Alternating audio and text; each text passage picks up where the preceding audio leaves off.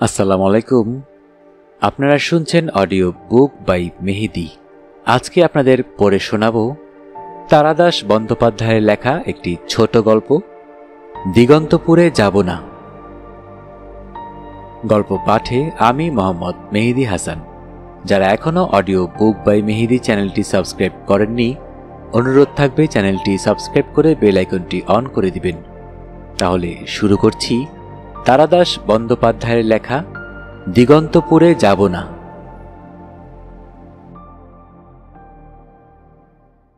সোমনাথদার কাছে আমি প্রথম দিগন্তপুরের কথা শুনি।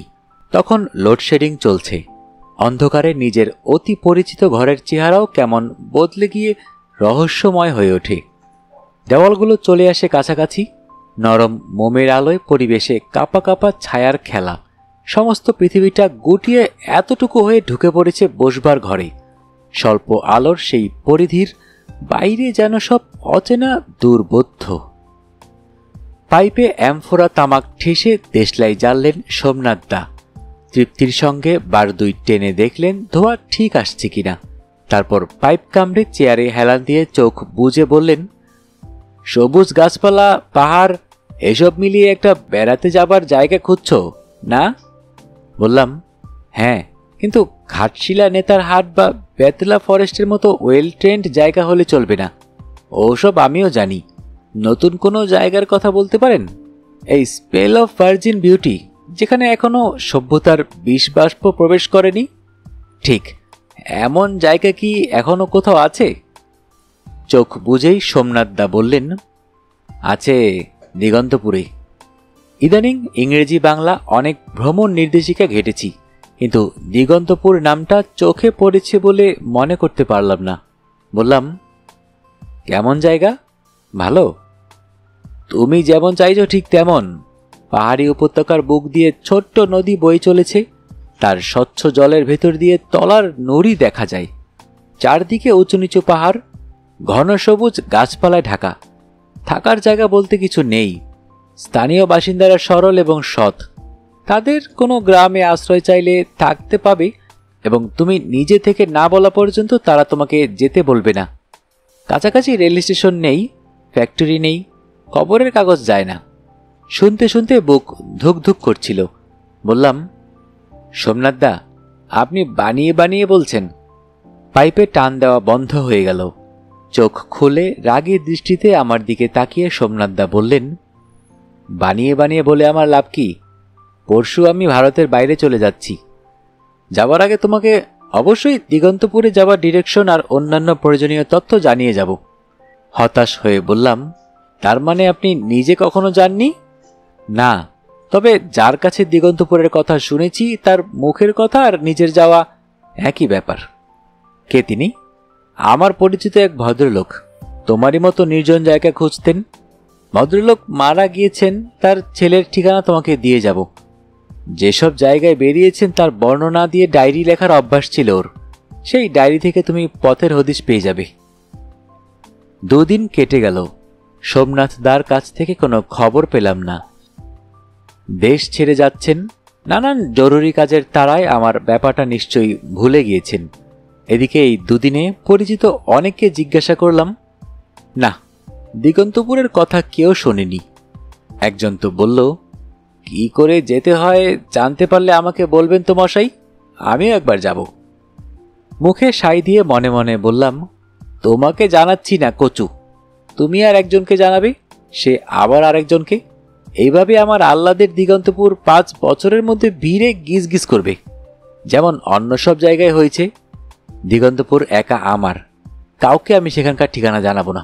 কেবল আমি মাঝে মাঝে গিয়ে সেখানকার নড়ি বিছানো নদীর ধারে সবুজ গাছের নিচে শুয়ে থাকব। কিন্তু সোমনাথদার কি হলো? ঠিকানাটাই যে পেলাম না। সন্ধেবেলা ফোন বেজে উঠল। রিসিভার কানে তুলতেই ওপারে সোমনাথদার গলা। হ্যালো।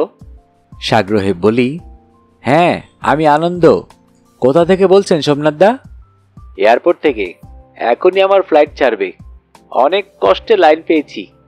ঠিকানাটা বলে যাচ্ছি, তুমি লিখে নাও। কাগজ কলম নিয়েছ?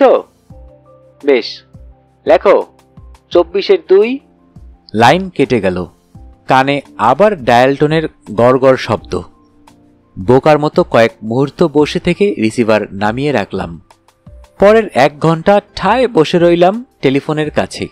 যদি সোমনাথদা আবার ফোন করেন, যদি ঠিকানার বাকি অংশটা ভেসে আসে। এলো না। বিদ্যুৎ, টেলিফোন আর ট্রামের তারে সমস্ত শহরটা বর্তমানে জটিল জালে জড়িয়েছে। যারা এসব চালায় তারাও বোধহয় আর থই পায় না। ফলে বিদ্যুৎ নিভে যায়, ট্রাম বেলাইন হয়ে পড়ে থাকে, ফোন আসে না। এদিকে বুকের মধ্যে ছটফট করে। প্রেসিডেন্সি কলেজের রেলিং থেকে কেনা থর হেইয়ারডালের ফাতু হিভার পুরনো কপিটা পড়ি।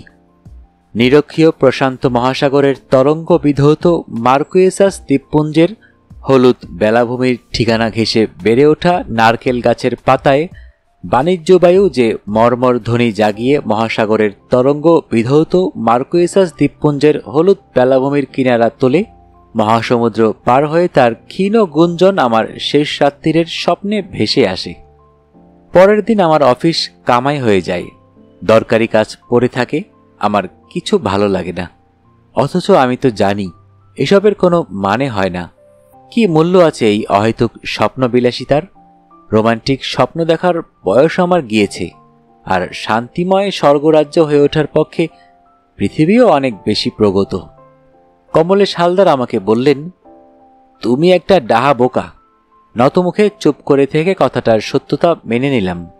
লালচাঁদ গ্রুপের পারচেজ ফাইল আটকে রেখেছ কেন? শুনলাম নাকি কোয়ালিটি কন্ট্রোলকে নোট দিয়েছ মাল আবার চেক করতে। তুমি কি পাগল?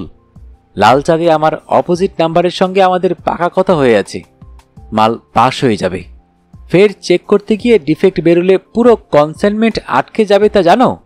তোমার কাণ্ড নিয়ে এবারের বোর্ড মিটিংয়ে কথা উঠতে পারে। Don't drive any more nails in your own coffin. আমি বোকা বলে নিজের ভালো বুঝতে পারি না। 2-3 দিন পরে ম্যানেজিং ডিরেক্টরের সঙ্গে দেখা করে বলি, স্যার আমাকে লেস রেসপন্সিবল কোথাও দিন। সেলসের কাজ বড় এক্সাক্টিং, আমার খাপ খাচ্ছে না। ম্যানেজিং ডিরেক্টরকে বোধহয় আগে থেকেই আমার বিষয়ে বলে রাখা হয়েছিল। ভদ্রলোক অবাক হলেন না। ঠান্ডা চোখে আমার দিকে তাকিয়ে বললেন, বেশ, সামনের হপ্তাহ থেকে আপনি ওভারসিজ করেসপন্ডেন্স দেখবেন। ওপরে উঠবার সিঁড়ি থেকে পা নামিয়ে সরে এলাম, কিন্তু দিগন্তপুর কাছে এলো না। প্রতি বছর 2-3 বার কোথাও বেড়াতে যাওয়া অভ্যেস হয়ে গিয়েছে। কখনো কখনো দল বেঁধে বেরেই বটে, কিন্তু তারা কোথায় যাবে তা আমার জানা আছে। এবার তাই নিজে যোগাযোগ করে সারান্ডার একটা ফরেস্ট বাংলো 2 দিনের জন্য পেলাম। তবে ওই পর্যন্তই। পাশের ঘরে জনাপাচেকের একটা দল হিন্দি গানের ক্যাসেট চালিয়ে মৃগী রোগীর মতো হাত পা ছুঁড়ে নেচে পরিত্রাহী চিৎকার করে এবং আনুষঙ্গিক অন্যান্য ফুর্তি পালনের মাধ্যমে নির্জনবাসের মজা উপভোগ করতে লাগলো। এসব আনন্দ তো শহরেও করা যায়। এর জন্য এত কষ্ট করে এই জঙ্গলে আসার কি দরকার ছিল বুঝি না। একদিন সন্ধ্যার পর বড়দা এলেন। সল্ট লেকে বাড়ি করেছেন। ছোটবেলায় এক লেপের তলায় শুয়ে মানুষ হয়েছি। একই থালায় দুদিক থেকে ভাত খেয়েছি। এখন বছরে 1-8 নেহাত দরকার পড়লে বড়দা আসেন। বাইরের ঘরের সোফায় বসেন অতিথির মতো। প্রত্যেকবারই ওঠবার সময় বলেন, সময় বলে একবার যাস। অর্থাৎ না গেলেও চলে। কখনো বলেন না, অবশ্যই একবার যাবি, সামনের রোববারই চলে আয় না, তোর সঙ্গে বলবার মতো অনেক কথা জমে আছে। বড়দাকে বসিয়ে হিটারে 2 কাপ চা বানিয়ে নিয়ে এলাম। দাদা সংকুচিত হয়ে বললেন, তুই আবার চা করতে গেলি কেন? তোর কাজের লোক নেই? আছে, সকালে ঝাড়া মোছা আর রান্নাবাড়া করে দিয়ে চলে যায়। রাত্রিরে বাইরে খাই কিংবা শুকনো খাবার চালিয়ে নেই। চায়ে চুমুক দিয়ে দাদা বললেন, মাধুরীর বিয়ে ঠিক হয়েছে সামনের মাসের 15ই। অবাক হয়ে বললাম, সে কি, মাধুর বিয়ে? আমি কিছু জানলাম না। না মানে একটু হঠাৎ ঠিক হওয়াতে আগে খবর দিতে পারেনি। হঠাৎ কি করে হয়? একেবারে তারিখ পড়ে গিয়েছে যখন, তখন নিশ্চয়ই বহুবার যাতায়াত হয়েছে, অনেক কথা হয়েছে। অন্তত মেয়েকে দেখানোর দিন আমাকে বলতে পারতে। দাদা নিঃশব্দে চা খেতে লাগলেন। তুমি কি আমাকে কিছু বলবে? হ্যাঁ, যা ভুল হবার হয়ে গিয়েছে। এবার তুই একদিন আয়, তোকে তো কাজকর্ম করতে হবে। একটু ভেবে বলি, যাব, এই শনিবারই বিকেলের দিকে যাব। আবার কিছুক্ষণ কথাবার্তা থেমে থাকে। দাদা চায়ের কাপ নামিয়ে রেখে বলেন, তুই যেন কেমন হয়ে গেলি, বিয়ে থা করলি না, সব কেমন ছন্নছাড়া মতন। এর উত্তরে অনেক কথা বলতে পারতাম। সেজন্য তো তুমিই দায়ী দাদা।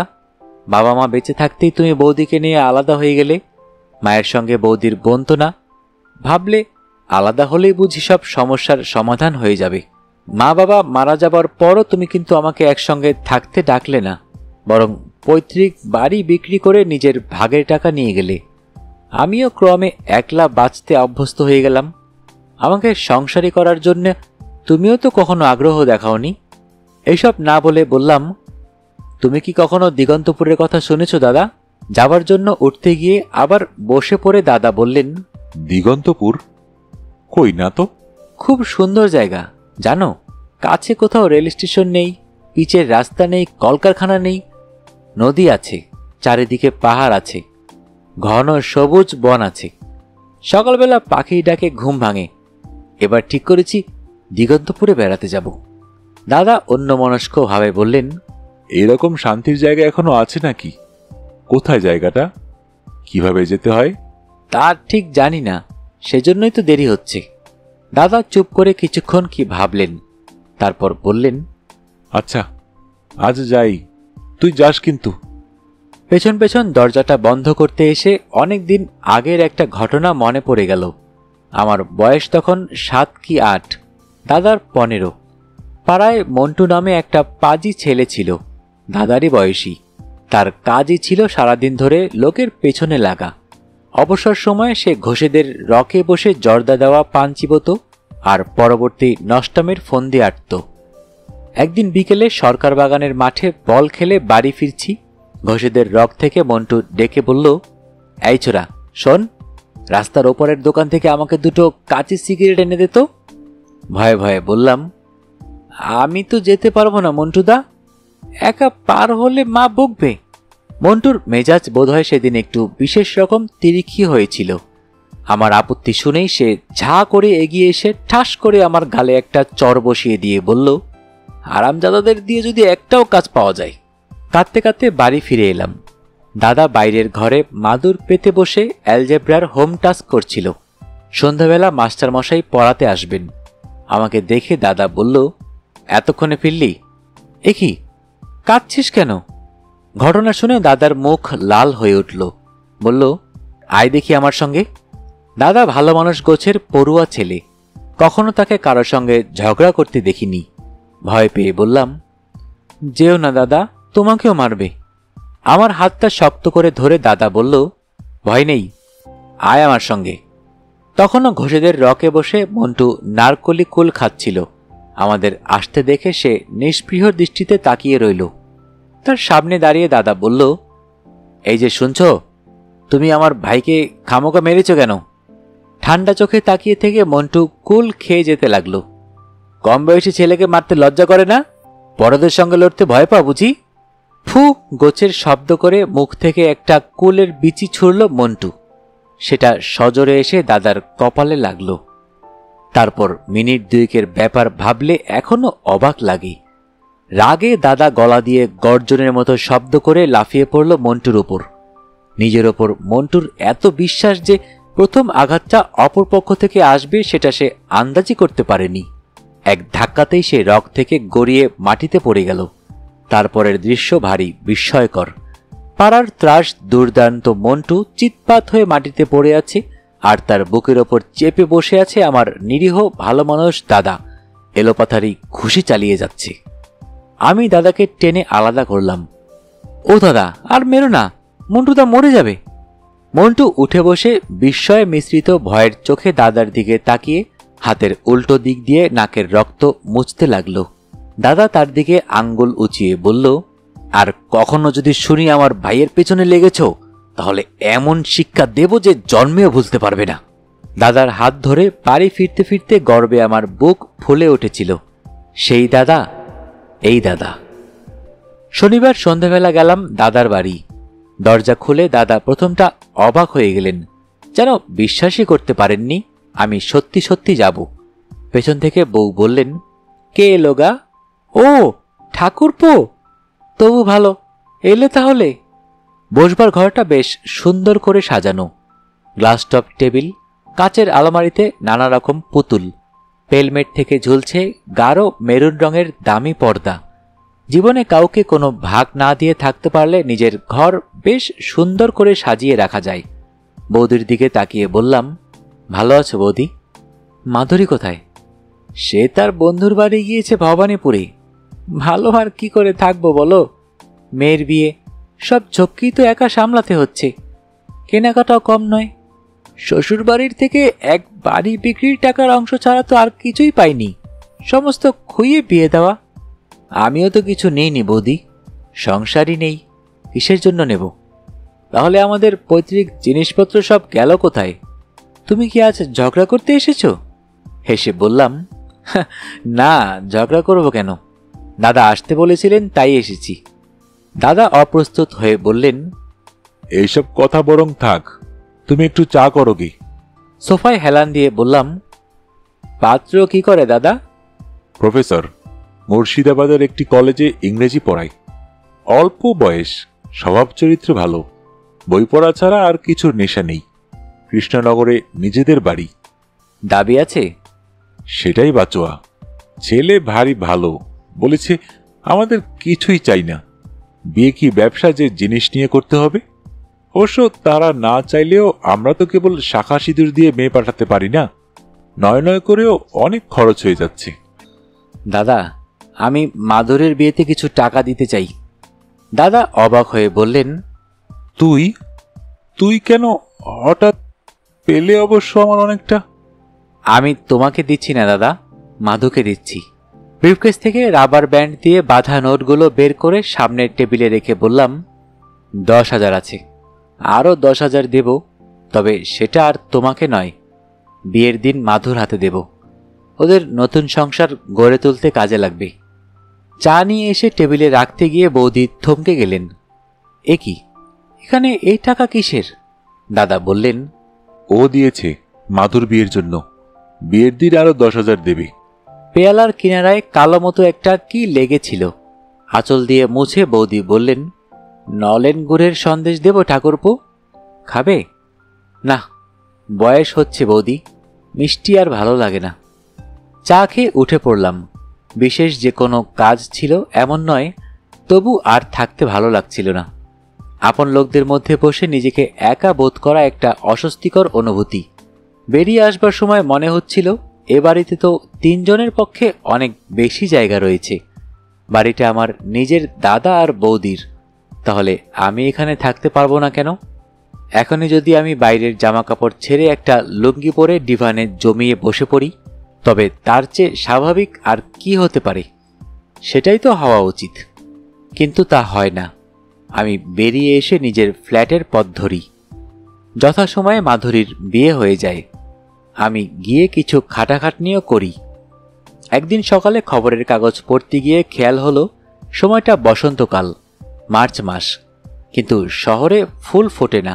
উঁচু বাড়ির দেয়ালে ধাক্কা খেয়ে ফিরে যায় দক্ষিণের বাতাস, শুধু ক্যালেন্ডারেই বসন্ত আসে। রবীন্দ্রনাথ বোধহয় ছিন্নপত্রে বলেছিলেন, বসন্তকালটা গান বাজনা করবার সময়। কিন্তু আজকাল কি কোথাও গান বাজনা হয়? আরও বেশি আরামে থাকার, আরও বেশি উপার্জন করার প্রবল আগ্রহে সমস্ত পৃথিবী উদ্দাম বেগে ছুটছে। এর মধ্যে গানের অবকাশ কোথায়? উড়িষ্যা, মধ্যপ্রদেশ আর হিমাচল প্রদেশের পর্যটন দপ্তরে খোঁজ করলাম।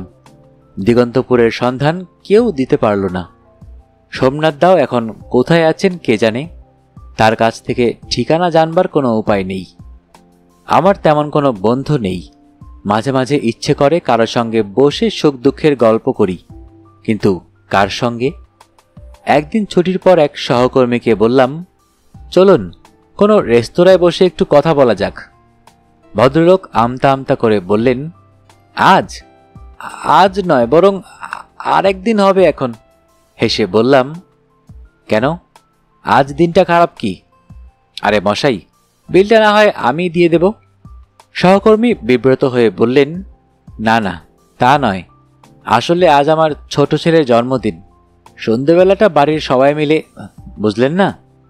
ছেলেটাও বারবার বলে দিয়েছে তাড়াতাড়ি বাড়ি ফিরতে, আপনি বরং আমার সঙ্গে চলুন। মনটা ভারী খারাপ হয়ে গেল। সবার কেমন বাড়ি ফেরার তাড়া থাকে, কারণ থাকে।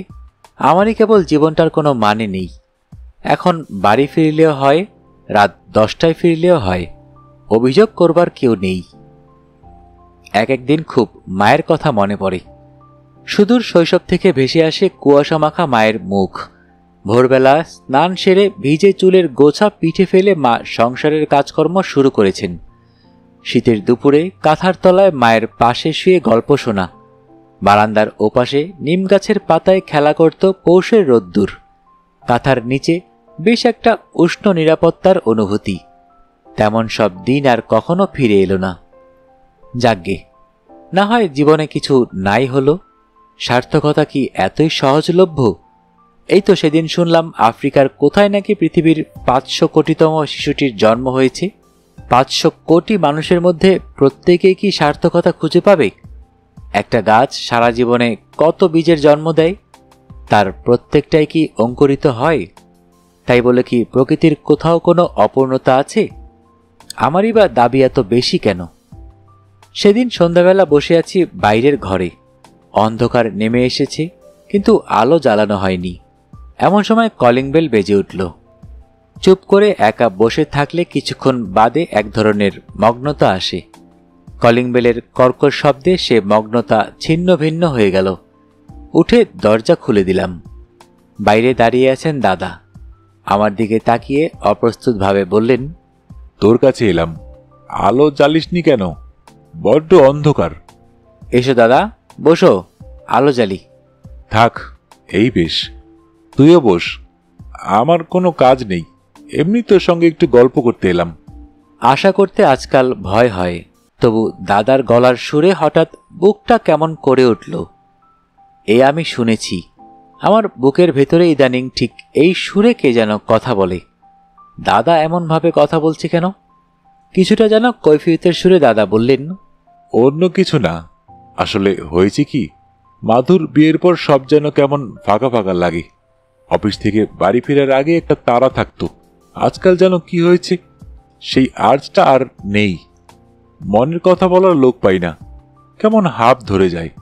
আজ হঠাৎ তোর কথা মনে পড়ল, ভাবলাম যাই একবার। হ্যাঁ রে, মনে আছে ঠিক এইরকম সময় আমরা দুজনে হ্যারিকেন জেলে পড়তে বসতাম? হ্যাঁ, তুমি আমাকে হোম টাস্ক দেখিয়ে দিতে। রান্নাঘর থেকে মায়ের রুটি শাকার গন্ধ ভেসে আসতো, শীতকালে মা রুটির সঙ্গে বাঁধাকপির তরকারি করতেন। আর শেষ পাতে খেজুরের গুড়। ব্ল্যাকি বলে আমাদের কুকুর ছিল। আর ঝুমুর বলে বিড়াল। সেই নির্জন অন্ধকারে আমরা দু ভাই পুরনো স্মৃতি উদ্ধারের খেলায় মেতে উঠলাম।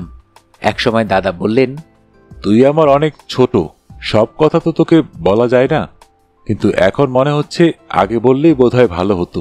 প্রকৃতপক্ষে তোর বৌদির সঙ্গে কখনোই আমার মনের মিল হয়নি। এসব ব্যাপার বিয়ের সঙ্গে সঙ্গে বোঝা যায় না। যখন বুঝলাম তখন সংসার করাটা অভ্যেসে দাঁড়িয়ে গিয়েছি। তোর বৌদি এমনিতে লোক ভালো, হয়তো আমাকে ভালোবাসে, কিন্তু মনের সঙ্গে খাপ খাওয়াটা একটা অন্য জিনিস, সেটা আর হলো না।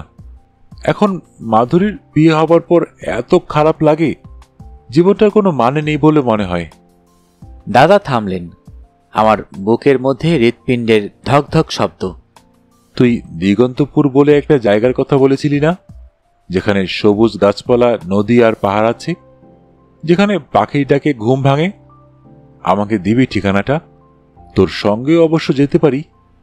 আমি অকস্মাৎ উপলব্ধি করলাম অন্ধকার জিনিসটা শুধুমাত্র বাইরের, হৃদয়ের ভেতরের আলো কিছুতেই নেভে না। উপলব্ধি করলাম আমি ততটা একা নই যতটা মনে হয়েছিল। সময় আর দূরত্ব দিয়েও ব্যবধান রচনা করা যায় না।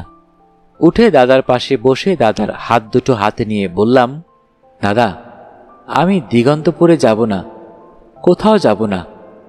এইমাত্র আমার ঘুরে বেড়ানোর প্রয়োজন ফুরিয়ে গেল।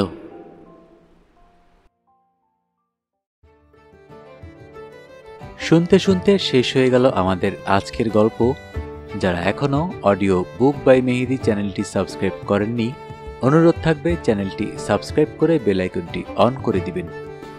সবাই ভালো থাকবেন, সুস্থ থাকবেন, এবং বেশি বেশি করে বই পড়বেন, কারণ বইয়ের যে ভালো বন্ধু আর হয় না।